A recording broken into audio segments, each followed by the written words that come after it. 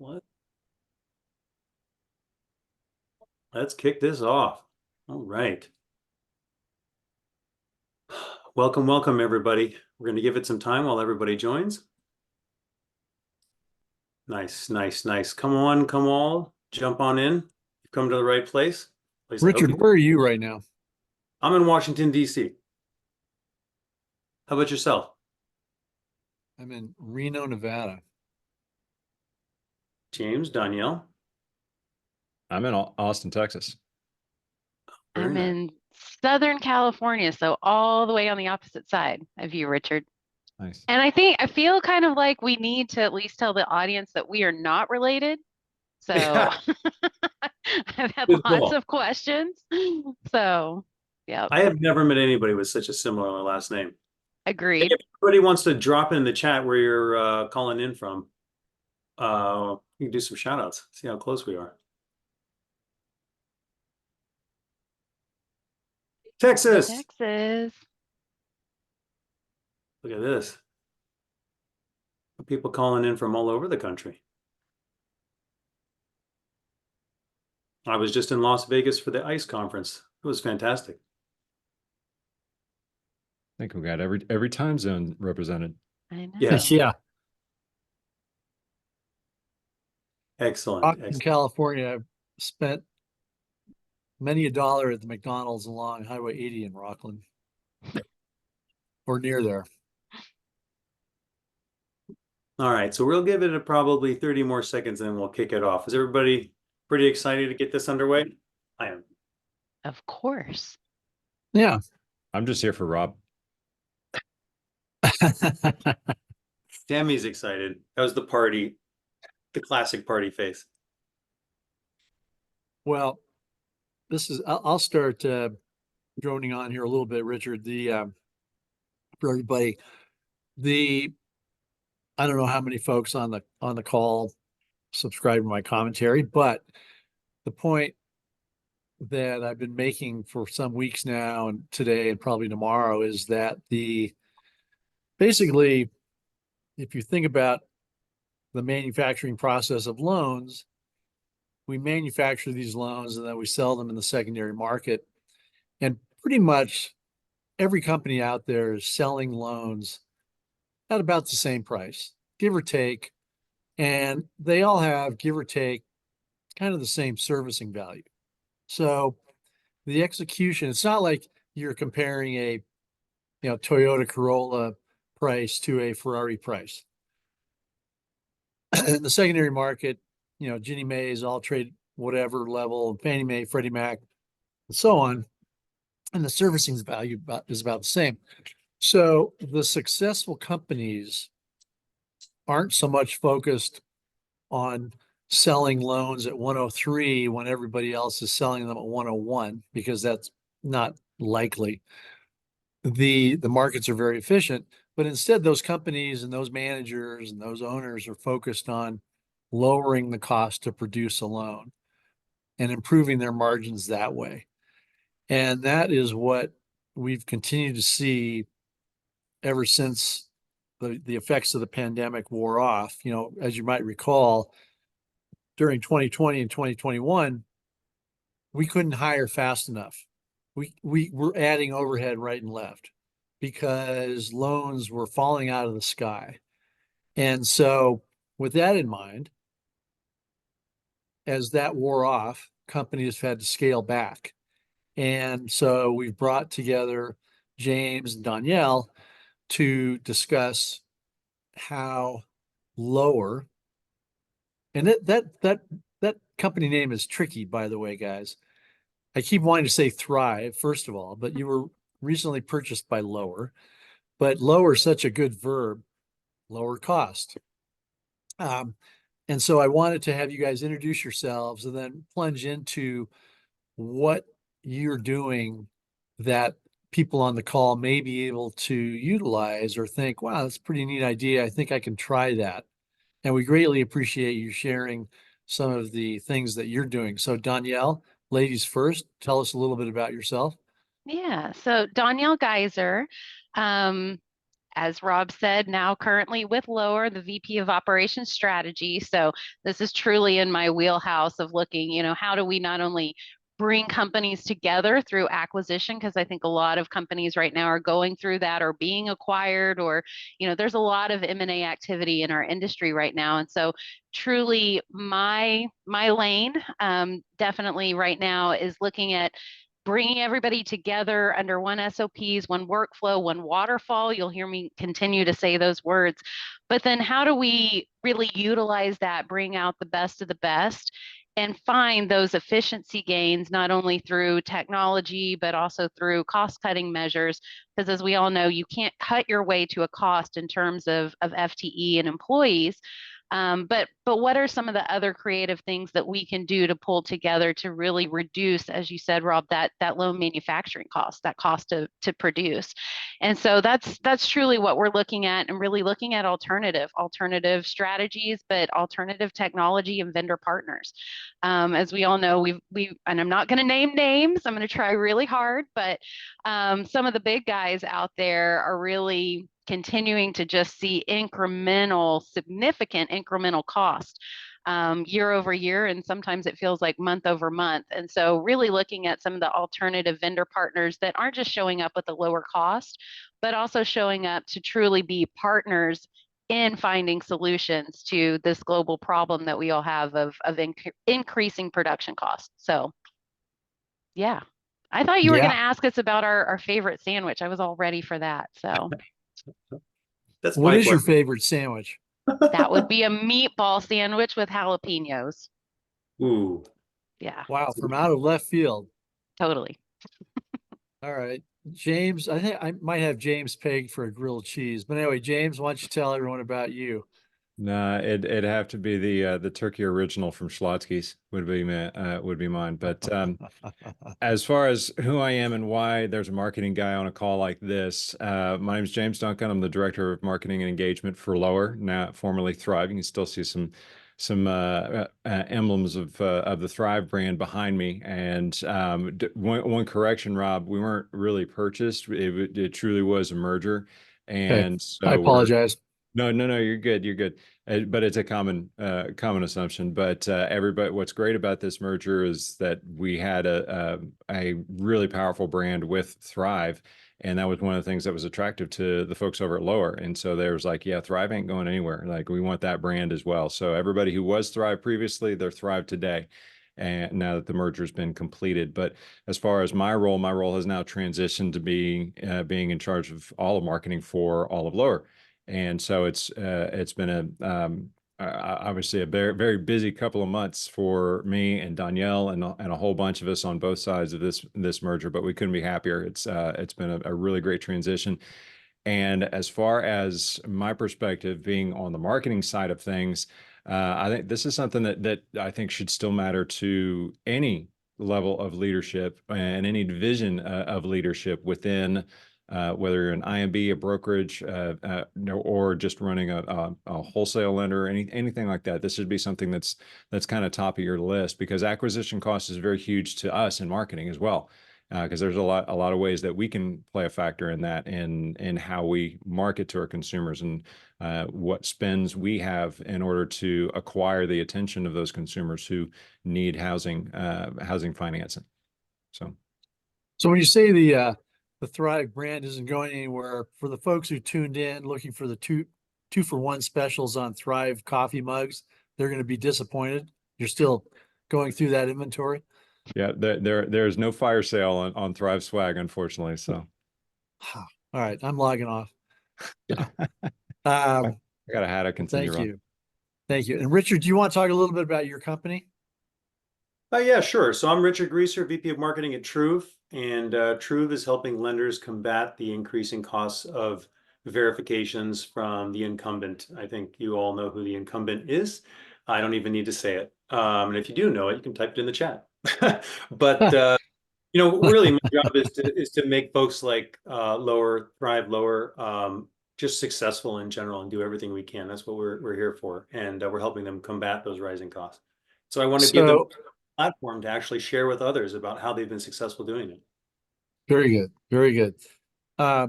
I understand where Chrisman LLC came from. I understand where Thrive came from.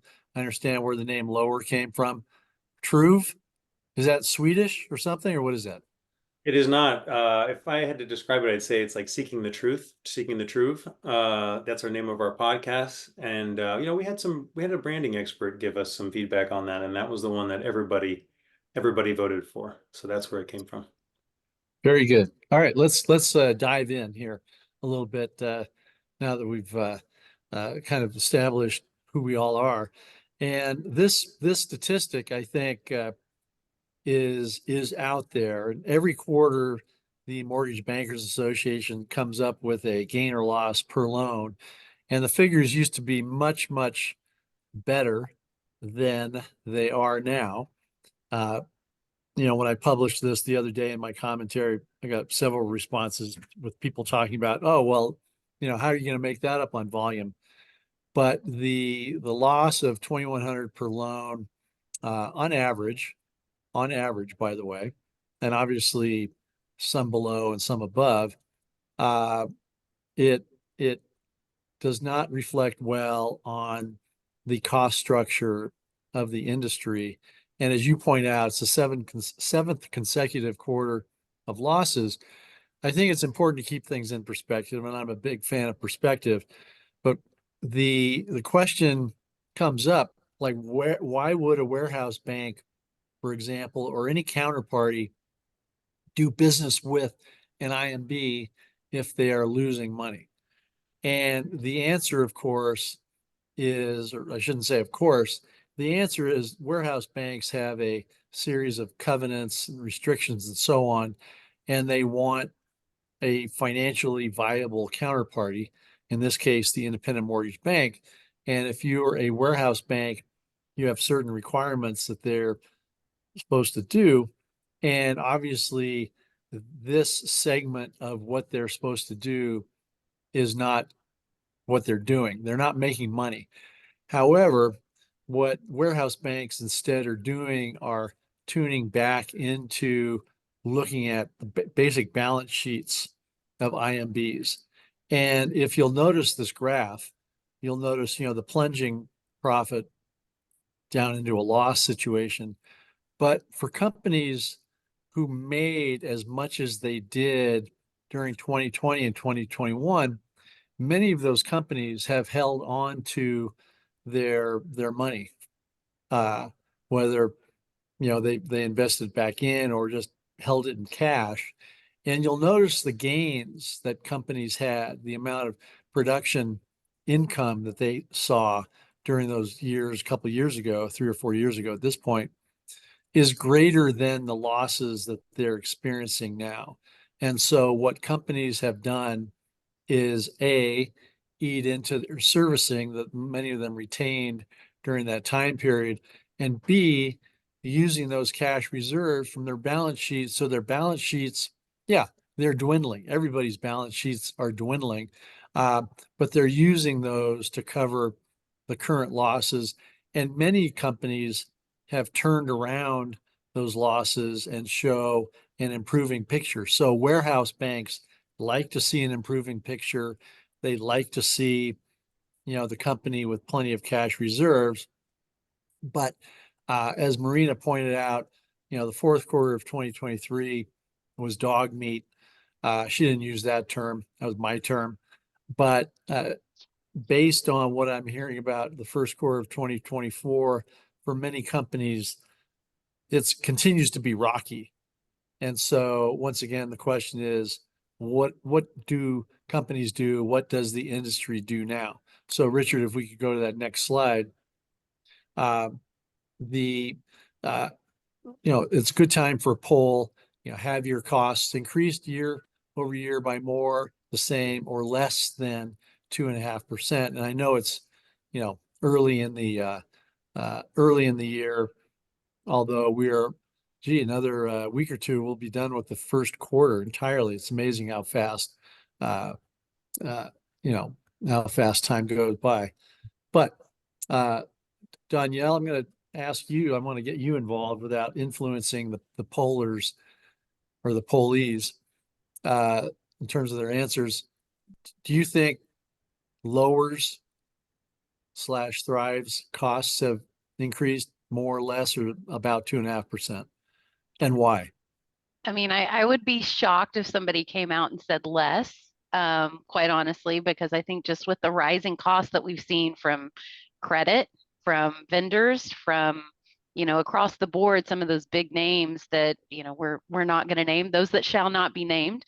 Um, it's just been impressed upon us. I mean, if we want to continue doing business and utilizing the same technology that we have previously that, we were truly deploying and trying to deploy in addition to just more people in 2020, 21, those waterfall workflows that we've had, without changing those, yeah, your cost is absolutely going to go up because just the cost of doing business with those same vendors, those same production is absolutely more.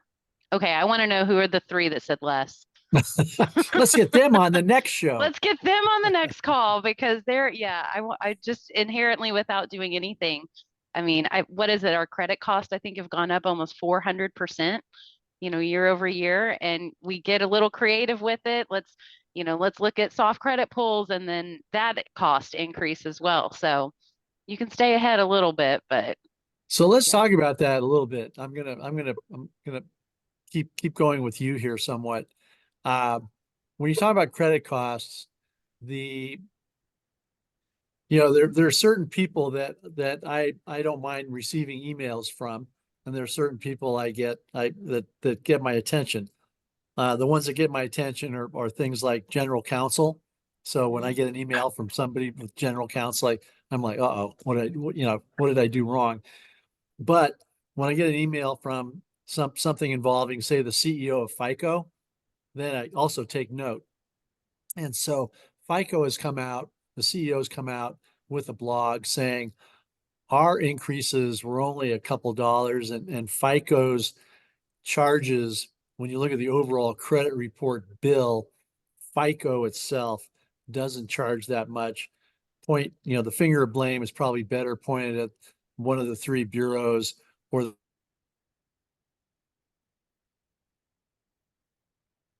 Oh, I was really enjoying that. Rob, the Rob, you froze for a second. Can you come back and say the last 30 seconds?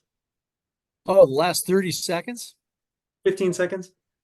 Oh, You were talking about Donielle, I wanted to ask.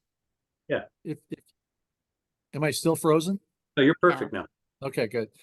Donielle, you deal with the credit situation every day, and FICO's saying, hey, it's not us, it's the credit bureaus, it's the credit reporting agencies. Do you have a sense of where those cost increases have come from? I mean, I think we can play that finger pointing game till we, get out of the business because nobody's going to own up to it. At least nobody that I've spoken to is going to actually own up to it. But, just rising cost of business. That's the rising cost of business for us to do business. And we pass that on. We pass it on to our clients. We pass it on to the borrowers. I know I've seen a lot of things flying around just even from the CFPB about junk fees. And classifying that, just the rising cost of credit into those junk fees. Bottom line, not only is it driving up the cost of our production, to produce a closed loan, but then a lot of those fees do get passed on to the borrower. And so how do we continue to not only minimize our cost of production, but then also the cost of those junk fees that we're passing on to the borrowers in order to deliver a rate that makes sense and a margin that, we can put back into the company. And so to answer your question, no. I mean, it's everybody. It's everybody and it's nobody all at the same time. And I don't expect that we will ever see anybody raise their hand and said, yeah, I'm interested in making a profit off of the back of the consumer at this moment in time. So I'm going to go ahead and raise our rates 400%. Yeah, that's cool. Right. No. So since we're talking about credit, I wanted to ask you or James, there continues to be talk out there of charging borrowers upfront for credit reporting costs. And the pushback, of course, is the loan officer saying, oh, well, I'm going to lose my precious borrower if I ask them to pay for their credit report when we take the application. James or Donielle, have you talked about that at lower, or have you heard companies talk about that as a viable potential solution to helping companies save money by passing those costs on the consumer upfront? Danielle, I'm gonna let you take it first.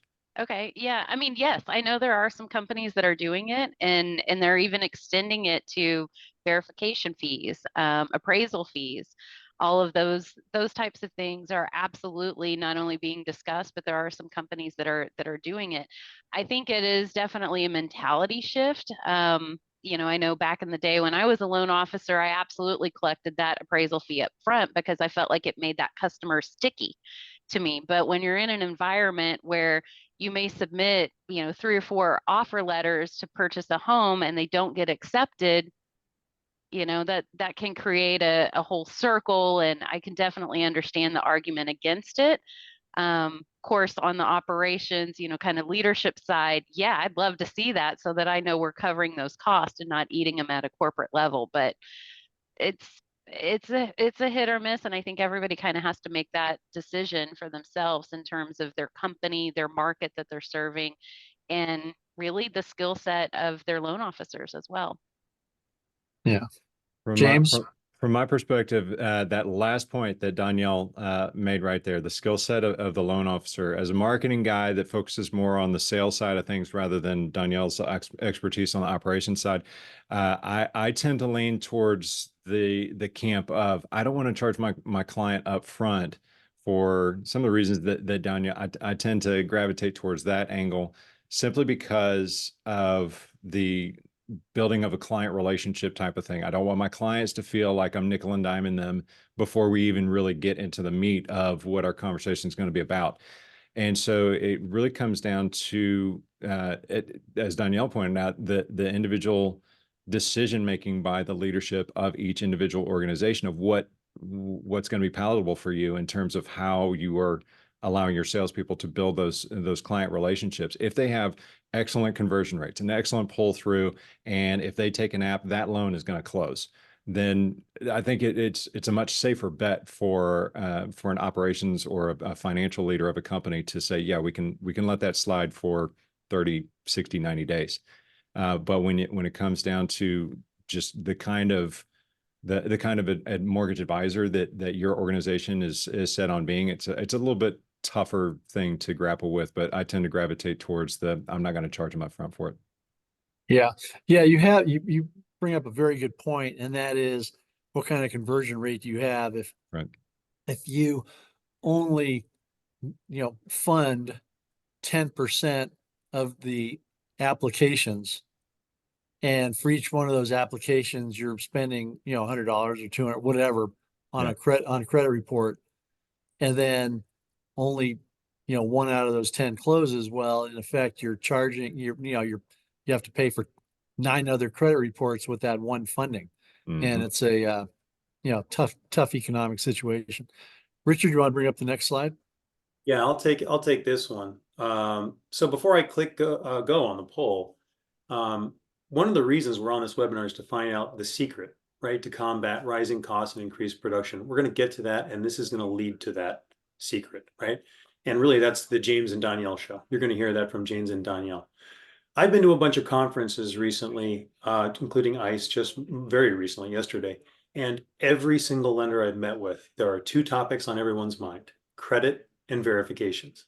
And the simple reason is the cost has gone up by over 100% for each of those. I think for you mentioned FICO was 400% in a year increase, which is a lot, right? Regardless of how much the percentage is of cost for verifications. And a lot of these companies have kind of monopoly share of the markets, right? And so you're kind of all the lenders are saying, what's going on here? Like I can't really control my costs. The president was just talking about insurance, right? When he was talking about it. So like, this is not just the lenders issue. This is the whole country. The whole borrower is facing, all the borrowers in the country are facing these issues.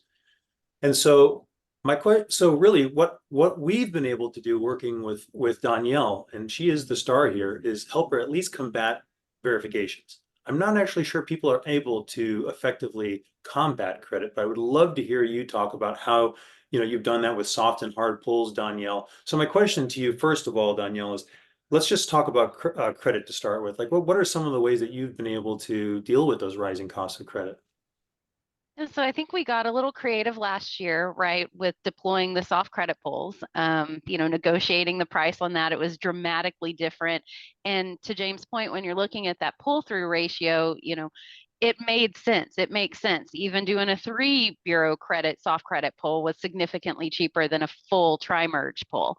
And so, being able to kind of control the cost that way. Well, Q 2024, now the soft credit pulls are just about as much as a full tri-merge pull. And so, okay, let's scale it back down. Let's look at our markets. Let's see where we can get the most accurate one bureau soft pull, and work through it that way. And then, for us, it even meant looking at different credit providers, seeing what we could offer. What can we, if we can deliver on production, what can we build into that cost per loan or closed loan pricing, really working together with our partners to ask those questions, to get some creative solutions in place, whether that meant, a UDN also thrown into it, utilizing some of those other services with a credit provider in order to provide better pricing specifically up front, because an application has to start with that credit pull, right? Making sure that we've even got a viable customer that we could fit into a product. And I did actually see a 350 credit score the other day. It does exist. So I know it's a real thing. We have to pull Let's credit. not bring my application to Rob, I wasn't mentioning names. I've said this several times, but you throw yourself under the bus. That's okay. Well, so I'm going to transition into verifications, and that's where Truv Yeah. is going to work with lower. And so before I ask you that question, I'm just going to launch this this poll. And so this poll for everybody who's listening is, have you thought about getting ahead of the rising cost of verifications and credit, right? And so while people are answering that, Donielle, we've come to work together. James, we've got a good relationship, and it's been a fantastic relationship with Truv and Lower. And so how are you combating the price increases specifically for verifications? And why did you invest in Truv? What have you seen as results? Those kind of things. I think it for us, it really, we were looking at the bottom line, and we spent about $1 million in terms of verifications one way or another, over the course of several months. And so, we knew we needed to do something, because $1 million can go a long way in terms of just spending it on pulling data. So yeah, there's a little bit of mindset change, behavior change that absolutely has to go back with it. But when you see your technology and your vendor providers change the data that they're actually providing you, and you lose some of that control with what information you can get back, couple that with the cost, yeah, we needed a better way to get the information, be able to control it, and have more accurate data information coming back in for the cost that we're spending. And so that's been one of the great things that we're seeing with Truv, is that we can really control what are we requesting. The borrower's giving us, access into their world and into their employment history, especially with the verifications. But with Truv, we know if we're placing an order, we know what we're getting back if it's there and it's available to get back. With some of our other, former partners, we couldn't. It was just an order, and whatever came back, came back. And sometimes that would open up Pandora's box, because now all of a sudden I've got a verification for an employer that we don't have on the 1003.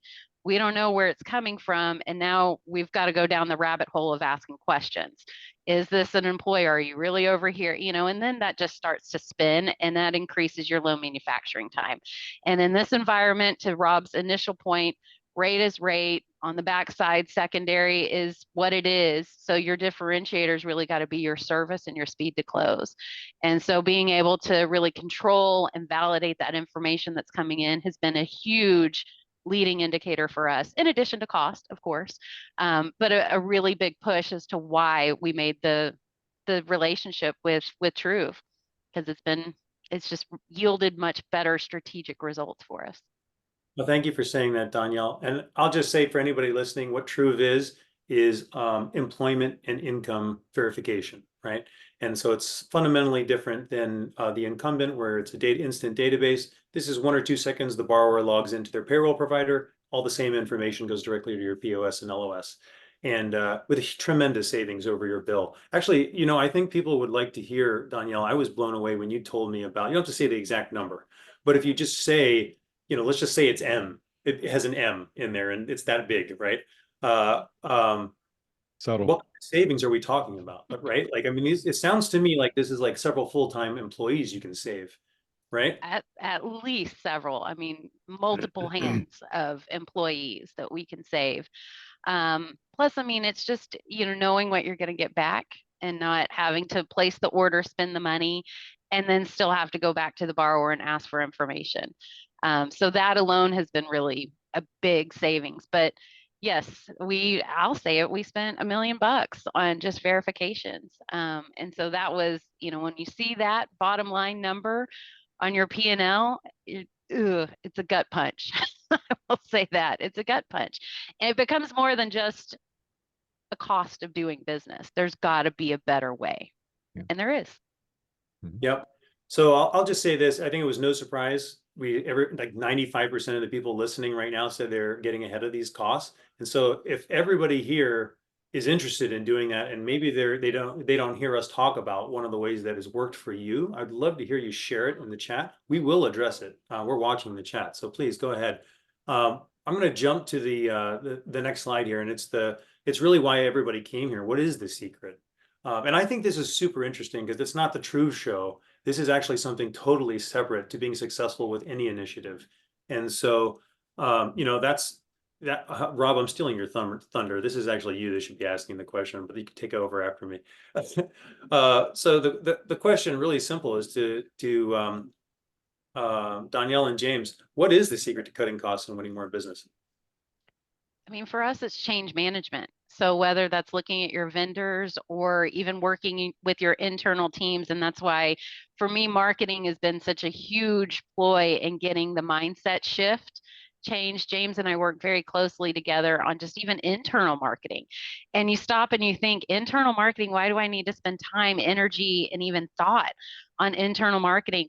That is how you are going to see the lift and see the lift quickly. I mean, truly it is. And that's, you know, been a big one for us. And it's not just pushing it from the top down or somebody pushing it back up the chain, but really having your people that are using it, that are loving it, that are seeing the benefits, not only in information and data coming in, but also the cost savings on there, whether it's a branch P&L or from a corporate level, you know, allowing them to be your leader within that internal marketing, and having them kind of broadcast that out. But it has to start with change management. It has to start by ripping off the Band-Aid and saying, we're going to do this. We're all committing to it and coming together as a team to really make an effort, whether that's changing your workflows, your waterfall, your behaviors. There's got to be multiple arms wrapped around this change management, especially if you're changing vendors. That's a big one as well. Yeah. James? Well, from my perspective, it all starts with, are you even tracking what those costs are? Because if you have no idea which rabbit hole your money's going down or your revenue is going down in order to produce the volume of loans that you do, then you're a little bit behind the curve right then and there. So once you figure that piece out, to Donielle's point, change management is absolutely the way to go. And then a third component of that, I think, is through innovation and automation. And that's something that's been a part of Thrive's DNA for so long. And Lower has that exact same culture. So when the two sides kind of came together, it was like, oh my gosh, match made in heaven. We're like Siamese twins that were separated long ago.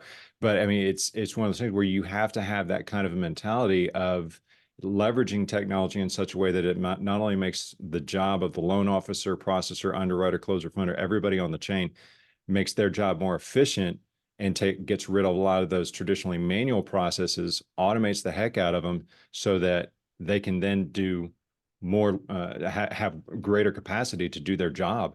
Then that in and of itself is a huge time saver. And all of that ties back to that kind of centralized hub of change management.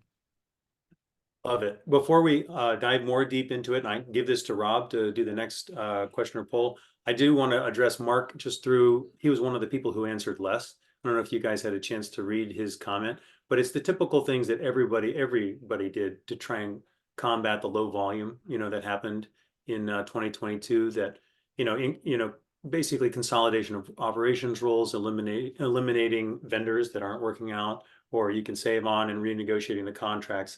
So that's, and they're they're not an IMB, and they're smaller, 10 or less. So, I think that kind of like helps understand how some folks are different than the majority, by far the majority that answered. Can I jump in on Mark's comment real quick? Yeah. Mark, kudos, because what Donielle and Rob and I are talking about is irrespective of the size of your organization, and it's more of a mindset than it is a hierarchy, or the horizontalness or the verticalness of your organization and having people. It's more of a mindset, and you guys have it nailed. So well done. Yeah. Yeah, I echo would, that.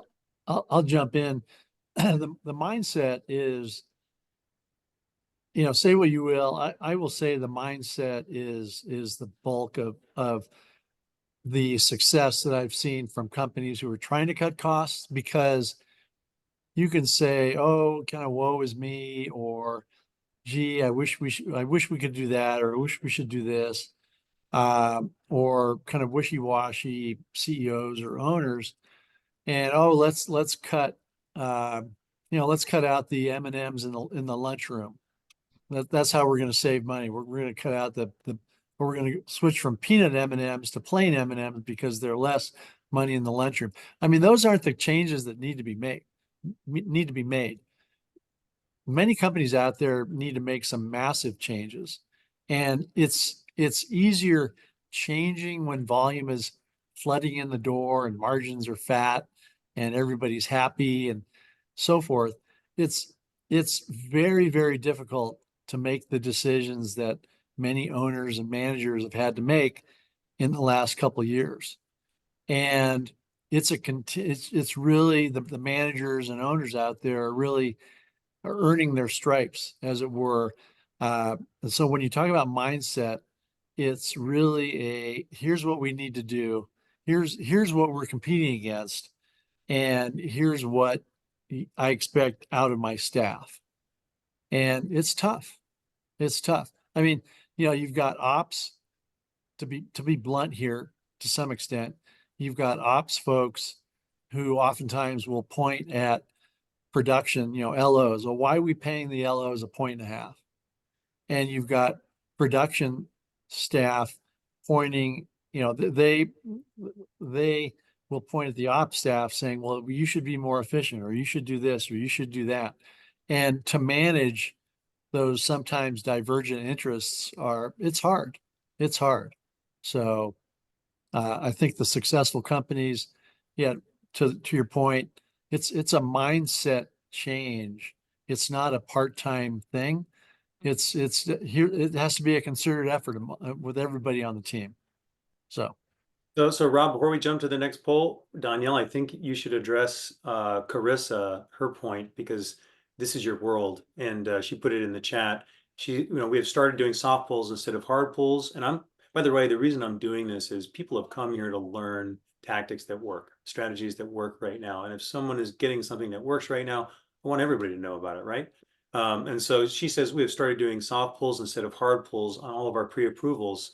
So that has saved us an average of $50 per pre-approval that does not end up going live. With our vendor for online applications, we have started using their income verifications instead of ordering VOEs through places like TrueWork, The Work Number, et cetera. And that is at no cost. If we need income verification, can save us a few $100s per file if the borrower has worked on multiple jobs, blah, blah, blah. Did you give it a read, Donielle? I think it'd be worth commenting on this, because this is obviously someone who really knows what they're talking about. No, I agree. I mean, that is absolutely where you have to start. And that's that waterfall workflow mindset shift that I think we've all seen, because in 2020, 21, when we were all just running, as fast as we could, it was, okay, I got the credit report. Now I'm going to order the work number. I'm going to order this. I'm going to order that, just order. And I mean, I even still see it sometimes with our branches, or even the VVOEs at closing. That's also another great opportunity to look at. What are your teams doing? Are they just relying on what they've always done? Or are they getting creative? And it sounds like, I mean, as Chris is doing here, we're getting creative. We're making changes as the market changes. We're changing how we're ordering it. We're asking for documentation. We're relying on a little less documentation up front, meaning we don't need a full tri-merge. I mean, if you get, like I said, a soft pullback from a one bureau that's got a 350 credit score, yeah, we don't need to pull all of the work number and the full tri-merge credit report. So making sure that not only are we educating our team to stop, look, watch, read. Read's a big thing. You got to read your findings. I don't know how many times a day I say that. But you know, making sure that people are taking just a breath to really look through and stop and ask those questions. Do we really need this, or is there alternative documentation that we can have? Or is there an alternative that we can utilize to still present a full, complete income asset credit file to an underwriter to make a decision on, but maybe it doesn't look the same as it did 2 years ago, 3 years ago. So yeah, I agree that this is exactly on point with what we're talking about, is continuing to challenge how you're doing business today, challenge that status quo, and really kind of get back down to what do we absolutely need and how can we get it the most cost effective, efficient way and still Right. produce good And from data. an investor's perspective in the secondary markets and the capital markets, what are the investors going to be okay with? Right. And if you can once again improve, you know, prove the ability to repay and manufacture a loan that can be sold in the secondary markets for full price, you know, that's very important. So yeah, companies are coming up with different ways to accomplish that task. So I think I'll just throw one thing in with what Carissa said. Truv only charges for successful verifications, and we don't charge for re-verifications. You get 5 for every file, which is usually more than enough. That's the All right, one. More Richard, can you importantly, can for you what repeat you that? ordered. I think that's the critical piece, not just general anything that comes back, but truly that critical piece of this is what I'm requesting. That's huge. So Sorry, Richard, Rob. if the loan doesn't fund, they don't. It's for a successful verification, the borrower logged in and actually verified. And then Okay. usually 10 days before close, you got to verify again. And that's with the incumbent and with other providers, usually you have to pay for that, and we don't. Yeah. You don't have to with Truv. So Nice. that's why it's tremendous savings. That's why we're really helping a lot of lenders out. So Rob, I'm going to give this to you for this next poll. Go for it.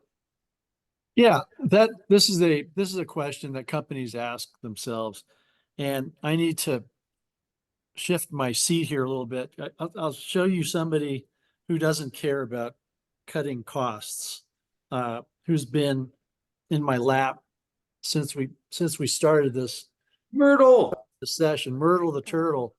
So get her out of there. So yeah, top down, bottom up.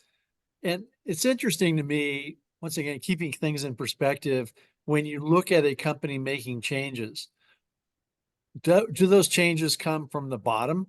And by bottom, you could be anywhere in the bottom, whether it's a processor, a loan officer's assistant, the secretary, whatever, the night janitor, whatever, or is it the CEO or top senior management coming back from a conference, saying we need to do this, and buying off the rest of the staff, whether it comes from the bottom up or the top down?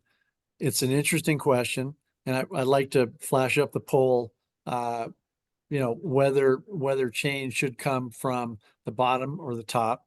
I'll kind of share my opinion after about 10 seconds, because I don't want to influence anybody, right? But in my opinion, I've seen it work both ways.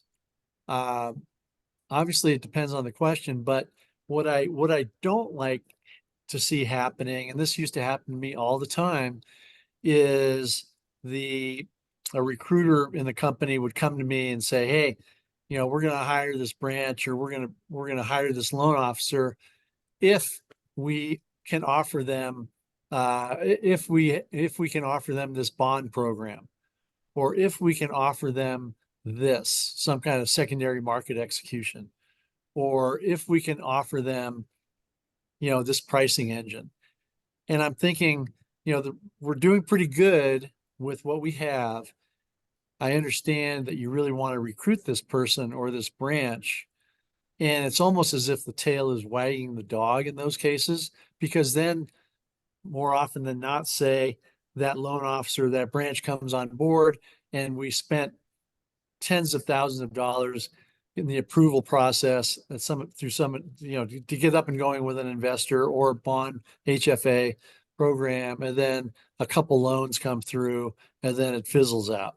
So I didn't like seeing that, but meaningful change, I think I've seen come from the top and the bottom. So Richard, what does the poll results say? Then we'll ask Donielle or James what their thoughts are. Hybrid. Yeah. James, Donielle, what? Yeah, those poll results are not surprising at all, because I think everybody kind of innately knows that when you have change coming from the top down, that's known as leadership. When you have change coming from the bottom up, that's empowerment. And what you have at the middle of all of that is, and I'm hopefully going to make Renee Rodriguez very proud by saying this, is you have that that influence zone. And when you have that kind of a culture where it's coming from the top down, but not in a dictatorial kind of manner, it's more in an effort to truly lead and saying, that's the hill we're going to take. Let's go take it. And let's do it together. And when you have that kind of a spirit and a culture in your company, it makes it so much more, the message is so much better received by those you're delivering that message to as the leader. Conversely, if you are a part of the front line, let's call it, and you are the one that is, and you feel empowered to bubble up ideas and bubble up solutions, then not only is that an opportunity for you professionally, but it's an opportunity for everybody else in the organization to benefit from somebody who's actually boots on the ground, getting stuff done, and making that implementation. And anytime that you're able to create a culture that champions both of those initiatives or both of those efforts coming from both sides, then you've got a winner. For sure. Donielle? I would agree. I mean, I think we've received definitely some of our best ideas. And as I always tell our team, you don't have to know the solution, but kind of like TSA says, if you see something, say something. So if you keep running into, as a closer, that same brick wall, why do I have to do this? Say something. You don't have to know what the answer is, but that's a jumping off point. Feel empowered to bring that up, bubble it up, but feel empowered to know that you can make changes. And to James' point, your boots on the ground, you're living it, breathing it every day. Bring it forward. Let's fix it. Let's be more efficient. It's probably just something that hasn't, been brought to light yet. Same thing too. I mean, from the top down, yes, there's always going to be those leadership opportunities that we can spot, whether it's through P&L, whether it's through conferences, that most leaders get to go to versus, to your point, Rob, a processor or an underwriter, because we need them in the queue. They're so critical to our production. Getting ideas, sharing, building those relationships outside of your four walls within your company. Those are things that you can bring back as new ideas. I mean, arguably, that's how we found Truv. So it's got to come from both places. Yeah, I think so. If you think about, you think of all kinds of analogies. If you're playing, in the Super Bowl and you go into the locker room at halftime, you're not asking the players, hey, what's going on out there? Or should we be doing anything different? The coach steps up and speaks.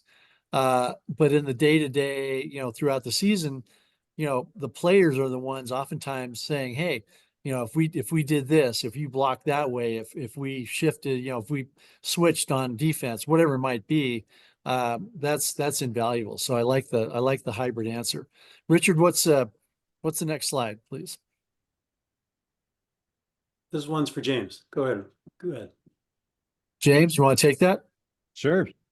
So overcoming, it kind of goes back to the answer that I gave about come from top down or bottom up. goes and speaks to the culture that you have. So if you're in leadership and you see change like that's coming or that is going to be implemented, like what we're talking about here, cost saving measures, the delivery and the delivery of your message, the context within which you deliver that message, the frame with which you deliver that message is going to be of utmost importance for the audience that you're talking to. And the way that I picture this, anytime that Donielle mentioned that she and I work together a lot on pushing certain messages out company wide. And so one of the things that we're always taking into consideration is the audience. And that's true with any messaging that you need to deliver. You have to take into consideration your audience. And it doesn't matter if you're in a big organization or a small one, if you treat your audience of who you're delivering that message to as the same way that you would treat them if you're addressing consumers and you're the head of marketing and putting together some kind of drip campaign or something, how would you structure that message so that it resonated the best with that audience? And if you're coming in here heavy-handed and saying we got to cut costs, we got to slash, well, that's not going to be really well received because people are going to get a little antsy about their job security. But if you come and deliver what the change is in terms of offering solutions and saying this is how your life is going to improve, we're trying to make your job easier. Here's how we're going to do it. This is the process. We want to present to you. What do you think? And note, by the way, this is not a democracy. You don't get a vote, but you do have a say. But this is what we're pushing out. And tell us what you think of this. Does this resonate with you? Asking those kinds of questions and seeking that kind of feedback. Because if you deliver messages that way, the latter way of seeking to have that sounding board from them, getting their buy-in on it, then it gets received a lot better than if you're just being real, as I mentioned before, dictatorial and saying this is how it's going to be, because then your audience is looking at you like, oh, really? Okay, we'll see. But instead, you just got to establish that kind of a cooperative mindset and heart set, and the messaging gets received a lot easier. James, Yeah. I do a quick follow-on question for the loudest LOs, and maybe the ones that are like the top producers in the company. Those aren't obvious, sometimes the same people, right? How do you like, what's the approach for them? You know what I mean? Yeah, maybe it's a situation where you kind of take one size fits one type of approach with how you communicate to that loan officer. But there have been situations where, to your point, the loudest loan officer may not be the top producer, or maybe the top producer is the loudest. And there have been situations where sometimes that created kind of a toxic environment. And you really have to be open to the idea of addition by subtraction and getting and removing that toxicity from your culture in order to take 5 steps forward. So that's something that's a tough decision for leaders to make, especially in this environment. So I don't take that little nugget of advice lightly when I say it, but I've seen it. And sometimes you got to remove the cancer in order to save the body. So that would be my suggestion. But again, that's kind of a dramatic example. Most of the time, they're just human beings who just want to vent and be validated that their concerns have been heard. And sometimes that's all you need to give them. So it just depends. I think you can too use it sometimes to your advantage. You know, Sure. we have some of our we'll have some of our loudest loan officers be our beta testers. Yeah. For different things, get their feedback, try to build it, address their concerns, and then we let them go shout it from the mountaintops. Hey, y'all, this is saving money. This is giving us better data and results. And so, really, who they are within your company. I mean, everybody knows who they are within their company.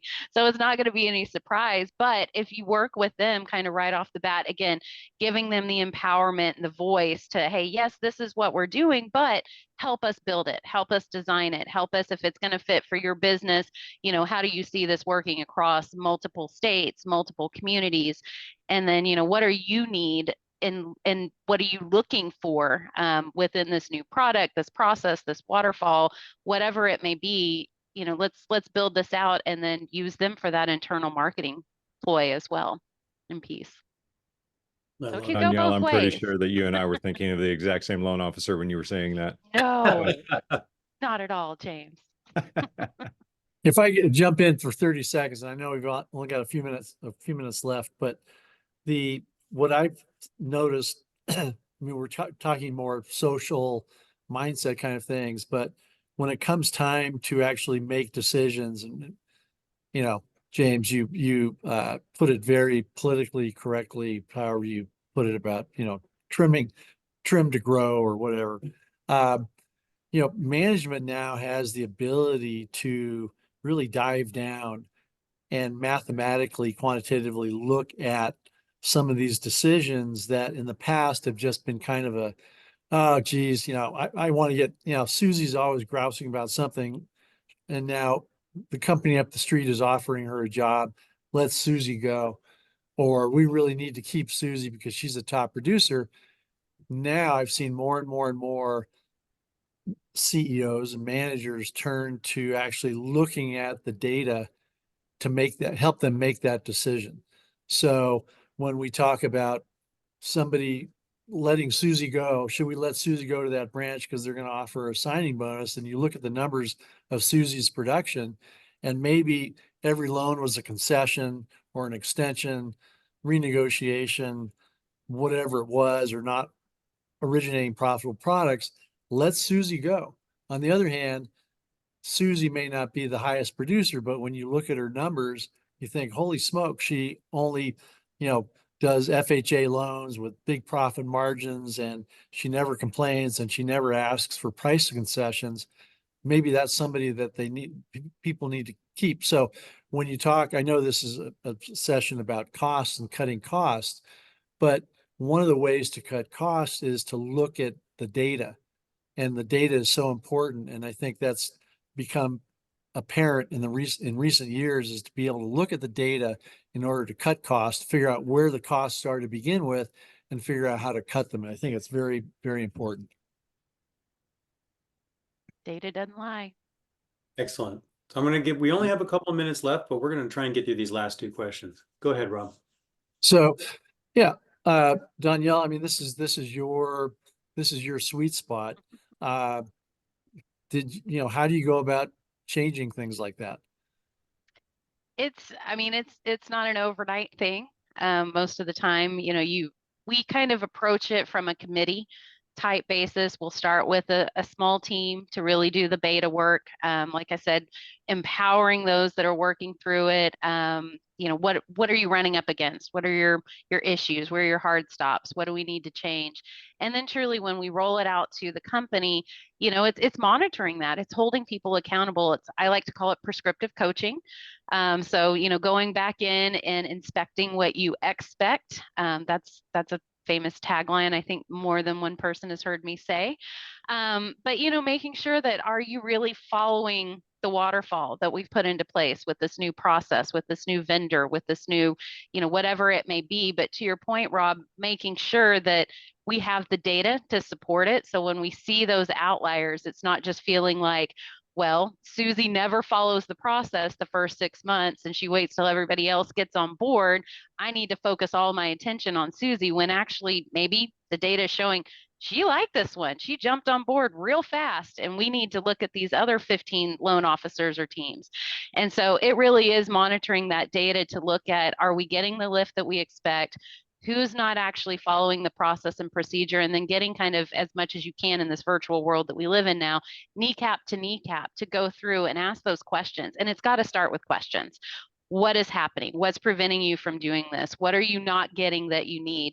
Again, if you go in just with that dictatorial mindset of this is what you have to do because it's what we're doing, you're not going to get the results ever. And so making sure you're always leading with those questions of, what's preventing you from being successful in this new waterfall or this new workflow? It's the mindset shift too. We see a lot of folks, whether they were new in the business, we brought them in green in 2020, trained them to a checklist, and maybe we haven't followed up with anybody to say, okay, do you really know why these items are on your checklist, and explaining the why to them, so that way they can start invoking that decision-making ability of, okay, I'm looking at this file and no, I don't need 2 years of tax returns. I don't have commission-based income, so I don't need a full verification of employment. I can just use a paycheck stub. Making sure that they really understand the why behind what we're asking for, what we're conditioning for. And then, people are human. Underwriters make mistakes too. So giving them, again, the empowerment to have those conversations with their peers within the loan manufacturing process. But it's a lot of talking. It's a lot of monitoring data, pulling up prescriptive coaching, and really, again, just making sure that you're inspecting what you're expecting. And if you don't see it, immediately addressing it, having those conversations, asking the why, and making sure that there's understanding there of not only what we're trying to accomplish, but why we're trying to accomplish it and how it impacts their day to day. I love Great it. answer. Thorough Yeah. answer. It is a great answer. I just want to make sure we get to this last one. Look, for everybody who stayed on, and I'm going to say this is fantastic because the majority have stayed on, and so that's a huge win, right? That means everybody's really into and there's been some great questions and great comments. So everybody, thank you so much. There was Richard, I thought you were going to say for everybody who stayed on, I'm going to send you a gift certificate to Truv verification of like $100, but that, apparently not. I mean, I have an opening. You want to take my role? I feel like that's perfect marketing for Truv. I don't know what I'm doing. Like, Rob, you've been in this business long enough. You know how to do it. I'm gonna answer this one very bluntly. What's the reward? How about I'm channeling my dad here, chief petty officer in the Navy for 20 years. What's the reward? The reward is you get to keep your job. The company continues in You business. stay in business. Yeah. Stay in business. Yeah.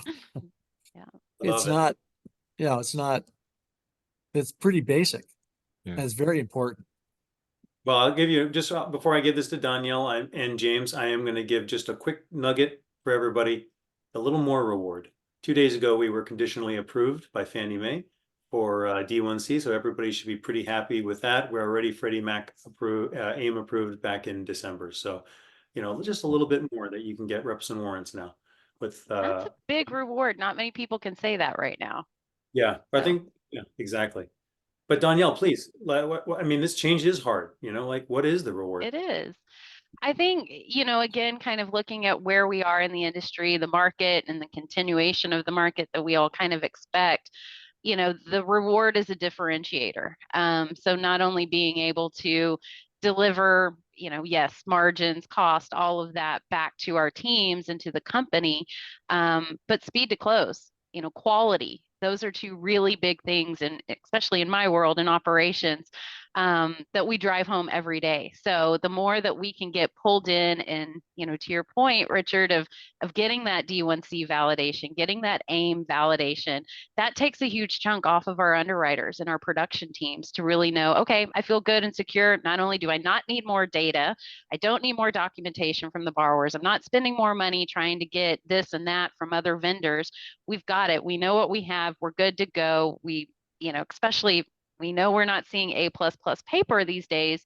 So the less that we can put in the file, the better, the cleaner, the more surefoot that story is that we're presenting forward to not only our underwriters, but our investors on the backside. And the faster we can do it, the better service levels that we're delivering to the communities that we're serving. Awesome. James, got anything you want to say? Well, I mean, I kind of want to piggyback on what Rob said, and that change is hard. And instead of, you could also ask the question, what's the reward? Instead of that question, you could also ask, what's the alternative? I mean, if we're going to really put the screws to this. But the thing that I've noticed about my experience in the mortgage industry is that the companies that make it and that exist after the downturns in the industry, that they're the ones who took a look at what their situation was like and adapted to those changes that were necessary, and saw the way that they were able to maybe lower costs, but even above that, gain some efficiency in their workflows. And as long as you have an open eye and an open ear to looking for those lessons that history can teach you, as well as the current situation that you're going through and make those and find creative ways to solve old problems, I think then that is going to lead your organization into being one of the ones that survives and indeed thrives in this industry. So I think it's just having a knack for understanding where you can gain those efficiencies, where you can save on those costs. Is there something that you've been doing that you can stop doing that has very little impact on the workflow, or automate it somehow? But I think finding that is definitely a huge reward.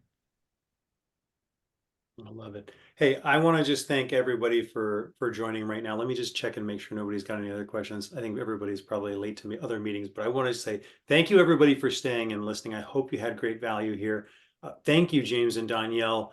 It's obvious how passionate you both are about what you do, and you really just dropped a lot of nuggets for the audience. So thank you so much for doing this. And Rob, of course, you're a living legend, my man.